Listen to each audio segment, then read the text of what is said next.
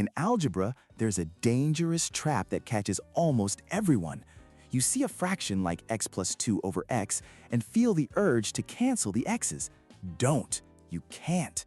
The x on top is a term, something being added. You can only cancel factors, things being multiplied. So if you see 2 times x plus 3 all over x plus 3, you absolutely can cancel the x plus 3 bracket because it's a factor. That one distinction is everything. The golden rule is factorize before you cancel, always. Take the fraction x squared minus 9 over 3x plus 9.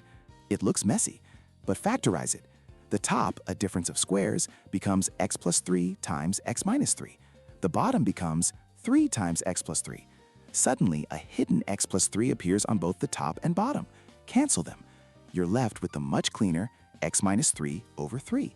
Factorization revealed its simpler form. The same logic powers multiplication and division. Factorize every single piece, then start canceling common factors across the fractions. Division is just one extra step. Stay, change, flip. Flip that second fraction and multiply. It's amazing how a monstrous expression with quadratics on the top and bottom can completely collapse.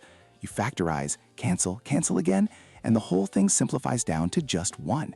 It was a complicated way of writing the number 1 all along.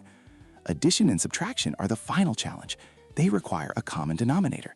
But again, don't just blindly multiply the bottoms together. You'll create a beast. Factorize first.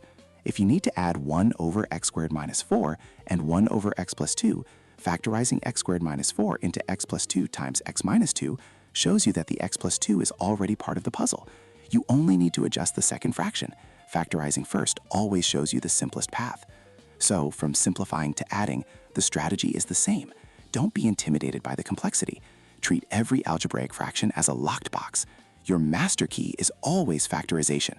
Use it first, and you'll find the simple, elegant answer hidden right inside.